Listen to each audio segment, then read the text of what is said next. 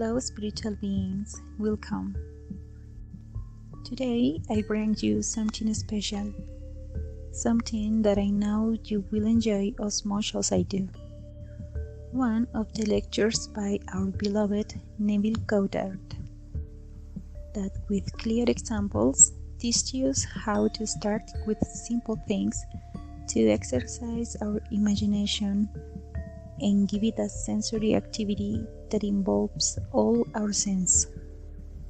You will hear directly from his voice, Neville's voice. Thanks for being here. All things exist in the human imagination. And everything you see as an objective reality was produced by imagining. Think of one thing, just think of one thing that would simply deny it. You can't think of one thing. So you go to the moon. You first had to imagine it. Had to imagine everything concerning the machine that took you to the moon. Everything in the world first has to be imagined and then executed. The intelligence to do it will come, but you take the blueprint first and conceive it and dwell in it as though it were true. And no power on earth can stop it from becoming so. But tonight, if you're here for the first time and you want something practical, you apply what I've told you. First, have an objective. You must have an objective. You can't say, well, I don't know what I want. Well, all right. Come back the next time. Ask yourself, what would I like of life? Don't be ashamed to name it, what would I like of life? Well then, try to get some objective. Now, prayer, as far as I'm concerned, is nothing more than the subjective appropriation of the objective hope. That is the way to success. I appropriate it subjectively. How do I appropriate a state subjectively? Well, suppose now, this very moment, I wanted a ball, an ordinary baseball.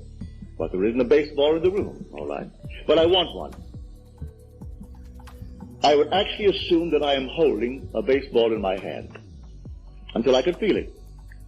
You think you can't feel it? Well, now try it. Try to feel what it would be like if you held a baseball. Now, to prove that you have held it, see what it feels like, the difference now, a tennis ball. See any difference? All right, a golf ball. See any difference? A piece of silk. You feel any difference? If you can distinguish between these many objects, though they are subjective, then there must exist somewhere.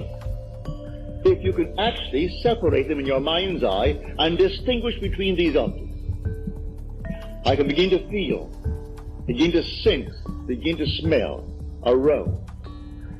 Well, a rose doesn't smell or doesn't actually have the odor of another flower. I can detect the rose. Now a lily, an Easter lily. I can detect that. But what does it do? Well, I'm going to get them. Someone will think of Neville and send him a flower. And it's going to be the flower that I'm going to actually feel and touch and smell. It works that way. Money has an odor. It's unlike any odor in the world. It's more fragrant to the miser than the most marvelous perfume in the world. He can tell it. You put a money bag to his face, and it's like putting roses to mine. He loves it. He can smell money. He can feel it. Money has a distinct feel about it. Put a $20 bill in your hand and ask you to feel it, and then put another piece of paper in your hand, and you can tell the difference. There's a difference. It is an odor to it. All this is part of the inner man, that all things are possible to him. Try it. Before you condemn it, try it. And if you have the evidence to support my claim, well, then it doesn't matter what the world will tell you. If he laughs at you, so what? So they laughed at everyone who had an idea that seemed a little bit off-center. Always laughed at it. They laughed at the idea of going to the moon. Well, now it's an accomplished fact. There are still those who won't believe it happened, because they don't want to believe that it ever happened. There are those who said you couldn't go down and actually live underwater. Now we have a submarine. There are still those who won't believe it. You can present them with all the facts in the world, and they won't believe. So I tell you, you try it first. And if it proves itself in performance, it doesn't really matter what the whole vast world thinks. So tonight, take a go. Make it a lovely go, either for yourself or for another. For any time that you exercise your imagination lovingly on behalf of another, you're mediating God to that other. So, bring a friend before your mind's eye. Represent him to yourself as the man or the woman that you would like them to be. And don't tell them, ask for no praise, just assume that they're talking to you and telling you the most marvelous news about themselves. And you congratulate them on that good news. And go your own way. Believe in the reality of that imaginal act.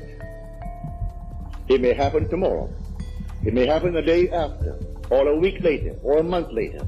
It has its own appointed hour, and it is ripening, and it's going to flower. So don't be concerned. Leave it alone, and it will come to pass.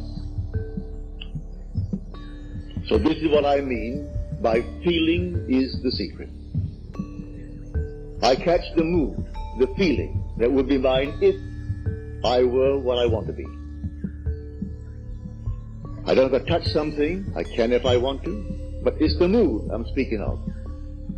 What would the feeling be like if she were well, if she were this? And then you catch it, just as though it is true. You always go to the end, and the end is where you begin. We're always imagining ahead of our evidence. So go to the end, and feel the end. And then dwell in that end, even though reason denies it, and your senses deny it. You turn your back upon the doubters. That is your senses, and what reason dictates. That's the hell, or the devil, or Satan in the world. That's the doubter. So you turn your back upon it. And then you walk as though things were as you want them to be. And living in that assumption, it slowly hardens into fact. Even though at the moment of the assumption it was denied by reason, an assumption, though false, if persisted in, will harden into fact. So you learn to assume and learn to persist in the assumption, and it will come to pass.